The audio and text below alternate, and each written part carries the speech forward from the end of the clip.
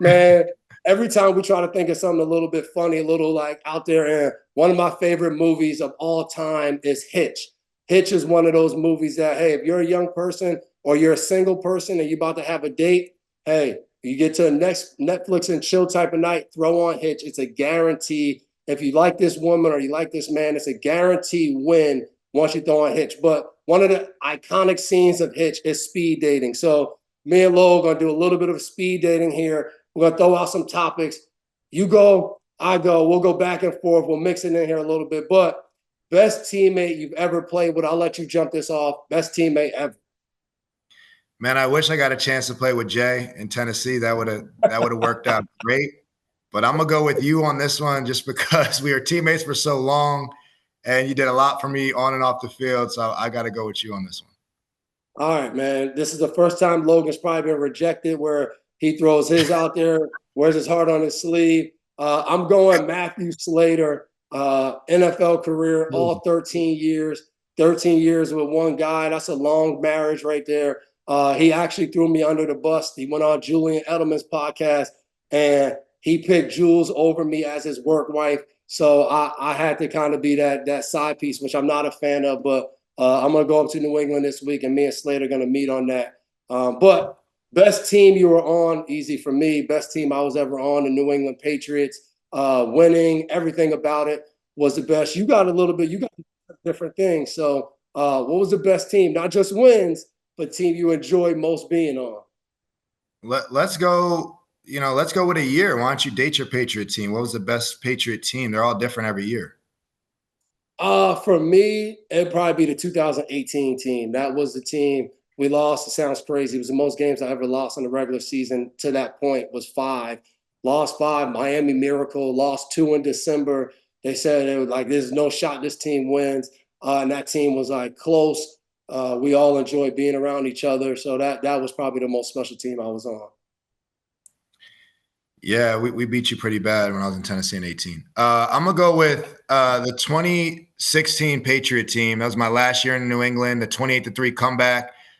Most of that team won a Super Bowl in 14, and that was probably the most talented roster with Revis and all them. But we won a Super Bowl, got over that 10-year dry spell of without Super Bowls or 9 years, whatever it was. We got that. We celebrated that. Then we came back. We lost an AFC Championship the next year, and then we kind of came back and won it, my last year there in 16 with a lot of the same core group. And and ended, my last game as a New England Patriots, a 28-3 comeback, greatest Super Bowl of all time, in my opinion. So I think you're not getting better than that. That was my second favorite team. I think exactly because when we were down at halftime, I felt like guys played hard strictly because like we all appreciated that team that was built together, like traded for Shea, Cris Long comes in. Like it was just like Martellus Bennett. We had like a good blend of guys that we enjoyed. We were like, man, let's not go out like this. I feel like people was like, hey, we can't go out getting blown out in the Super Bowl. Like, let's just make this competitive. And next thing you know, we was back in the game. I remember that we had this whole game plan, right? Double Julio, and Julio can't break off his left foot. He was breaking off his left foot, snagging a couple passes, right? And then when you're down 25 points, it's like the double is out the window. Like, you got him one-on-one. We're going to run blitz zero. We're going to run all these exotic pressures. And, like, y'all corners, y'all on the island, and that's prime Julio Jones. So I just was like, well, like, it's my last game anyway, so let's just strap up. And we started strapping them up, obviously, in the second half, and everything had to go right. Dante Hightower, all that. We know how it went down. Yep. But I just remember, like, the lack of, like, no fear. Like, I wasn't afraid to lose Super Bowl. The first one I've won, I was a little afraid. I didn't want to lose it for us. I wanted to play it safe. But I remember that one. I just was like, man, I'm going to go out here and make my mark, and I'm going to go win this Super Bowl. And I don't care if I get beat. I'm not worried about that. We got to do what we got to do. We had to play desperate, essentially, in the second half, and that's what we did. We're the more desperate team, and that's why we won. I remember High came in the huddle. He was like, no more my bads. We ain't got time for no more my bads. And everybody was like, High barely talked. But when he did, everybody was like, all right, High, we got you. Like that was the turning point, man. Who was your favorite head coach that you got a chance to play for? That's going to be – this is such a Patriot-themed section. But, it's got to be New England. I learned so much from Bill, especially as a defensive player. Like, he made his genius was to make it simple, and we were so efficient and knowing where, your teammates are going to be and just really playing true team ball. Like, I'm a true team player, I think, and how my style of play is. I'm not a selfish player. I don't play for stats. I don't sit here and try to come up with the best, celebrations after tackles. I just care about winning. And I think, we won the most there. And I think he taught us how to be a winner, especially defensively. And he's the best coach to play for, without a doubt, if you're a corner. Who's your second favorite? Because you got Bill, but then you got Vrabel, you got Joe Judge, but then I know it was only for not even a full season, but you got to see a little bit of Kyle Shanahan. So, like, what is the difference of, like, you think of, like, those Bill Belichick disciples, and I know Vrabel just played for him and didn't coach under him, and then being around Kyle Shanahan and what he does?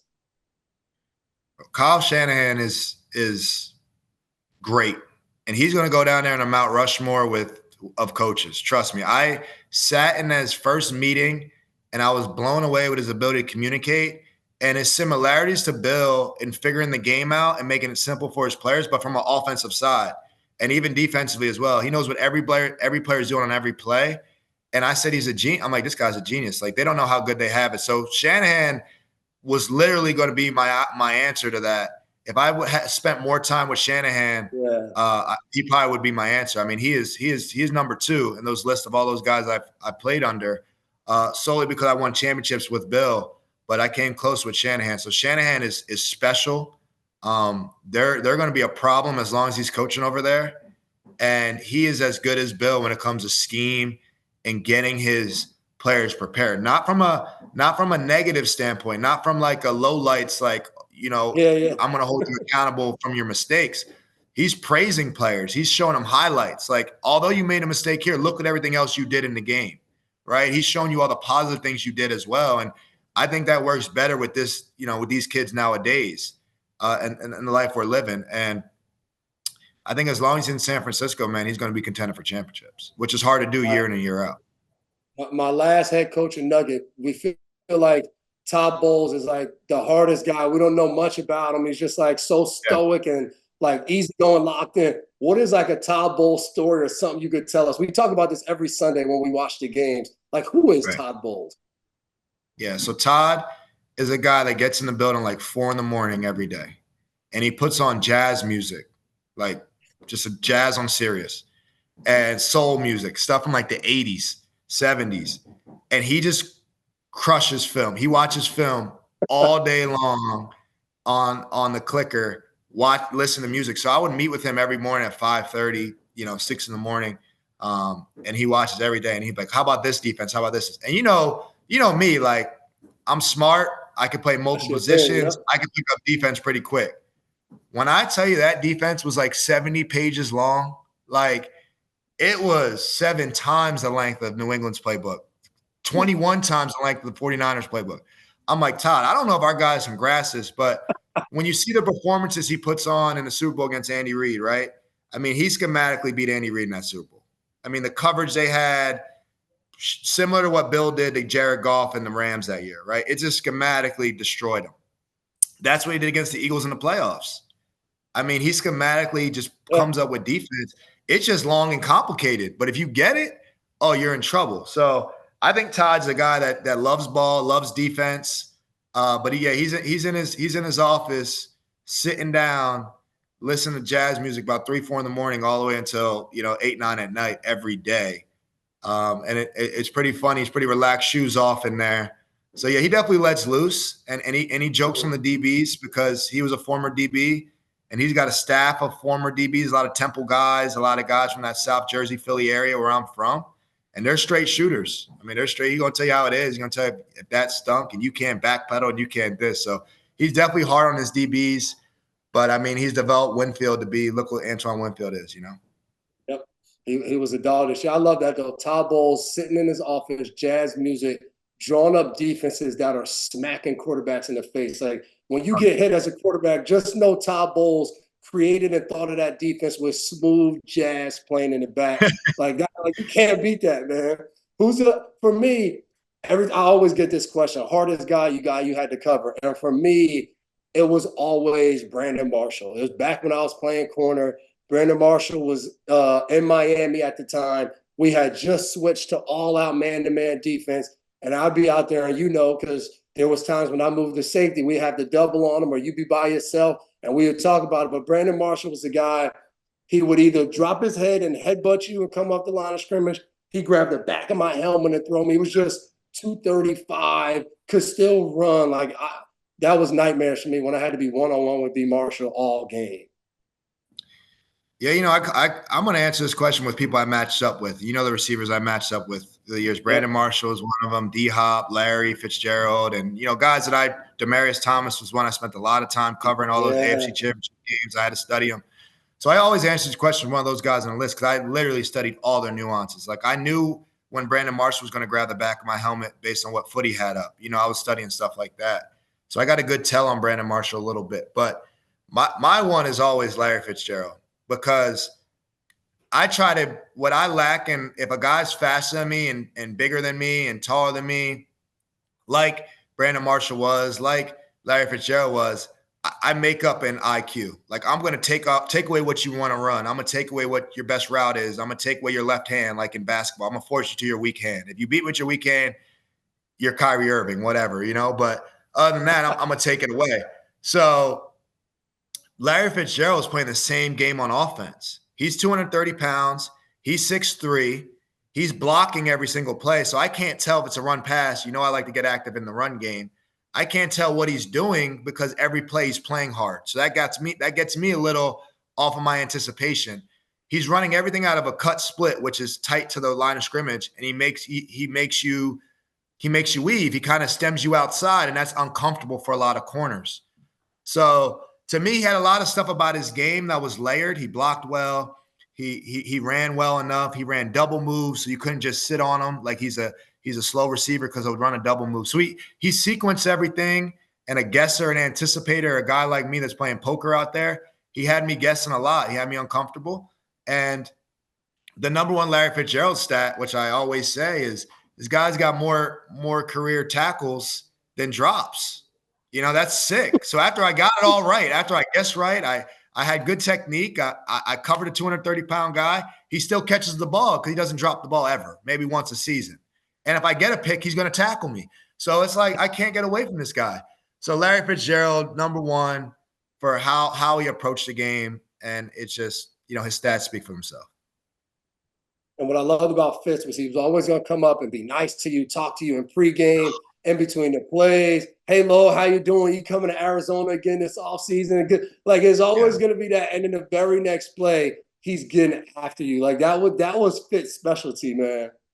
Yeah. Sending you a Christmas card. I remember I'm on the Titans. We're playing Larry Fitzgerald. I had matched up with him maybe 8 times in New England, like 800 reps up against Larry Fitzgerald. So I'm like a Larry Fitzgerald expert. And we're playing Tennessee, and he's like talking to Kevin Byard, who's a good young player, right? Like, definitely one of our best defenders. He doesn't even know Kevin Byard. Hey, KB, how's the wife? How's the kids? What's going on? Like, what are you doing for Christmas? I'm like, Kevin, don't talk to him. Don't talk to him. Just no, Larry, don't leave Kevin alone. You're talking to me all day, and it's just like, how do you know his nickname's KB? How do you know he's married? How do you know? And he did his research to talk, not to trash talk, to nice talk guys. And then he catches the ball on you and picks you up, lifts you up, taps you on the butt. Good job. No, I didn't do a good job. Don't touch me, Larry. So, Larry, if you're seeing this, me and you on a pickleball court, dog. Stop ducking me. That's all I got to say. Next topic. I love it, man. Hey, what's the most memorable play of your career? I know a lot of people have this circle on their thing. A lot of Patriots fans hated you because you posted videos and everything after this game, but I'll let you talk about it. What's your most memorable play of your career? I mean, you were there. You saw it. It's that pick six to send you home. Brady's last pass there in New England. Listen, I never hated New England. I love New England. New England chose not to pay me. I get it. I understand. I went somewhere else that chose to pay me. And I got to go back and play for a former team that didn't want you or whatever. And then we play the game. I'm covering against Edelman and having a tough game against Brady and all this stuff, and was able to get that pick, which then led Brady to Tampa to lead them to a Super Bowl. I live in Tampa, so Bucs fans, you're welcome. And I just think it was no better way, for my story, for it to happen that way. Obviously, it's hard to win in Foxborough. It's hard to win in the playoffs there. Brady's record's just ridiculous there. Your record's ridiculous there. So I think that's one of the biggest plays in Titans history. And I think, I was fortunate. Look, I didn't do much. The ball got tipped up to me, but I was fortunate to Vrabel wanted me to slide. I didn't slide. So he was mad at me, actually. Yeah, he was mad at me. Right. That's the fear of Tom Brady, though. Like, no, you gave him another chance. He has 2 seconds left. I'm like, we're gonna squib kick the ball. Like, he's not going to touch it again. But it's like, no, Brady can still go 99 yards in 2 seconds. Don't slide, But that's when you play against Tom Brady. You can never let off the gas there. So it's definitely the Brady pick six. Yeah, no, that's awesome. But what was it like after? Because I'm sure your teammates were happy for you. Like, y'all just won in New England. Van Noy had put out like a hype video before the game that you didn't like. So you kind of made reference to that. What was the whole impact and feeling after that game? Man, we were just an underdog team, similar to the team you had. We barely made it to the playoffs. We had to win last week to win the playoffs. We thought we're going to Kansas City. You guys lose to Miami or didn't do your job, right? So now we're going to you guys in 6 days. You don't want to play Brady in a wild card on 6 days rest. Like, that's like a recipe for disaster.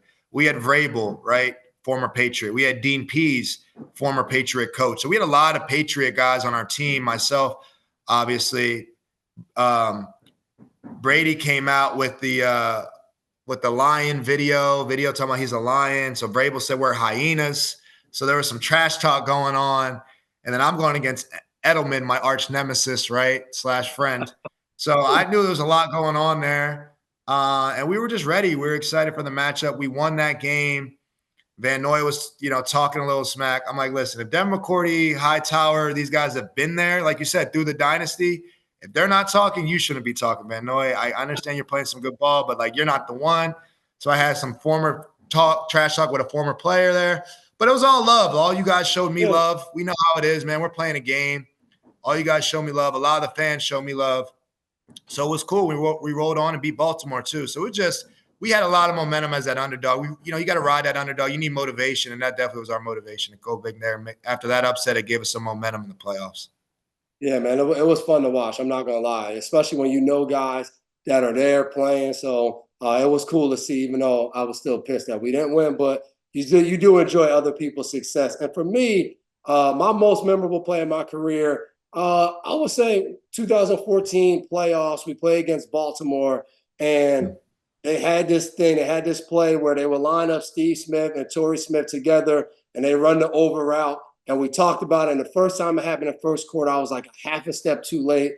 Big hit, but Torrey makes a good catch. And then later in the game, they line it up. You look at me, I look at you, and I'm like, yo, we're here. And Joe Flacco, as he's throwing the ball, it looks like I'm the receiver. I'm just running to the spot. And the cool thing about that play was we watched it the next day on film. It's in the third quarter. We're coming back. I think we had just tied the game up. We get the interception, and the camera's shaking. Like, the stands, the stadium's going so crazy. And, I know New England's awesome, but, normally for our home games, we wouldn't get that kind of energy. It wasn't like that kind of stadium, but this was a playoff game. Everybody was into it. So that was one of the key plays in that game, and then led to, both of our first Super Bowls. So that's a play I'll always remember, just because it came off making a mistake early in the game that I got to make right. So that's always a good feeling in a game, man. Yeah, and it was Baltimore too. That's a rivalry up there. Baltimore was a team that had beaten New England on the road. It's going to take a physical team to do it, and Baltimore had a history of doing it at times and great matchups. And yeah, we always played Peyton Manning. But it was Baltimore was that team that New England had struggled with a little bit. So I think getting down behind that game, 2 14-point deficits or something that game, something like that, comebacks. Yep. And yeah, I remember Torrey Smith run the over route, and I remember Flores being like, "Go get it, Dev," and you went and got it. And that's who you are, consistent, Mr. Reliable, and then you make that big play. It takes a lot of patience to do that at safety. So I think you're just like that patient hitter that delivers in the 9th inning, right? That's taking it good at bats, not feeling stressed. And you made that play for us. And then, Edelman had that double pass, or Amendola had that double pass to Edelman. That was all in that game. That's, you don't win that Super Bowl without plays like that, So that was definitely, I remember that play like it was yesterday. You always, had my back, and we kind of played them right into our trap, that play. So it was perfect. Yeah, some good days back there, man. Hi, I'm Mike Tirico, and thanks for watching. Make sure to hit subscribe for the latest news and highlights from NBC Sports.